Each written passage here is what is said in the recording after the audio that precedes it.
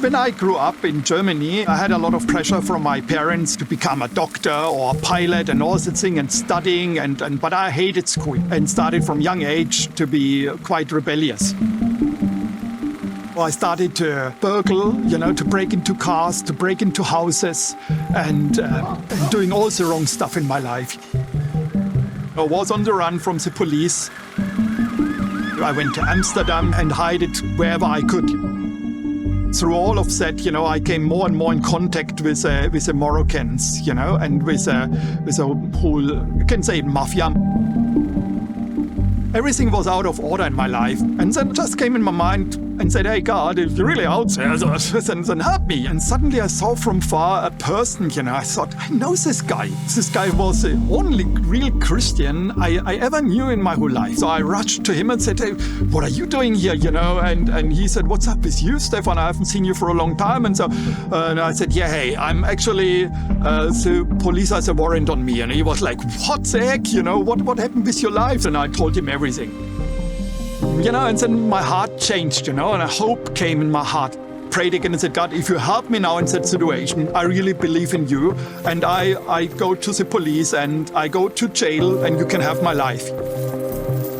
So I went on in the prison to stay as a Christian, learn more about the Bible. Lothar, the Christian guy, came, visited me, brought me a lot of books and so on. And suddenly, after a couple of weeks, the door opened and one of the guys who looked after us said, yeah, here's the phone, the prosecutor of the court. And he said, I had to read all your letters you wrote with this Lothar.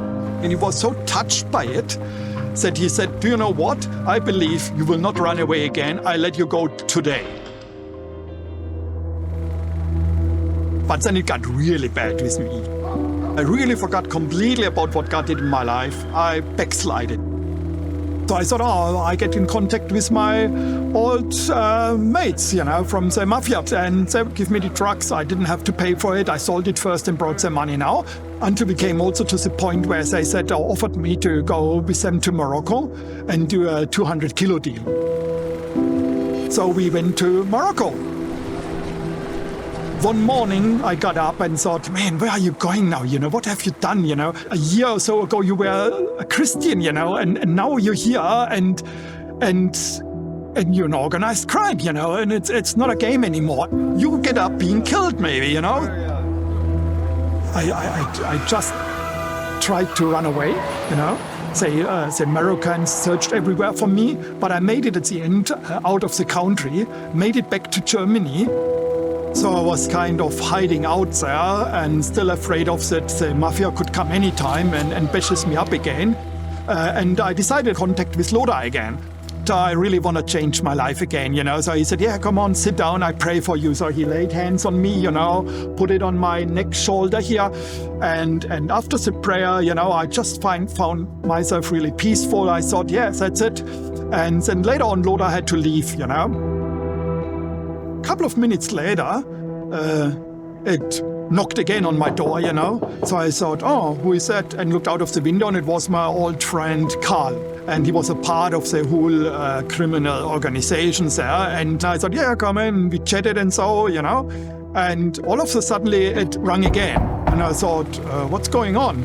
But before I could walk to the door, Karl was running to the door and opened it quickly, And in came the mafia, 3 of the guys, walked in and all say that now we're patching you up, man, now we're getting you, and cursed at me, And Greg took a big butcher's knife, what I had in my kitchen, and pulled it, and came toward me, now you're done, man. And I walked backwards, and my legs fell against the couch, and I fell exactly in the place Lothar just prayed for me, And I could feel a heat, exactly where he had his hand on me, And Greg looked at me with a knife cut up and said, I kill you, you sucker! And threw it on the table, and the knife broke, And he was like, I will get you! And turned around and they all walked out, And I was like sitting in there, man, what just happened here, what I mean? Like,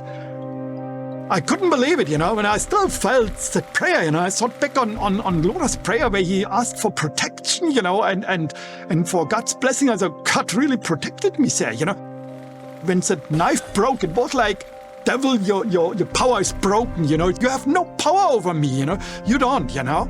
And so I knew I want this Jesus, you know, and that's it for me. And I never will go back anymore. And I never did it. From that on, I walked with Christ, and sure, I had my struggles, you know, and God did a lot of miracles, and I never could have imagined what God would do in my future, yeah.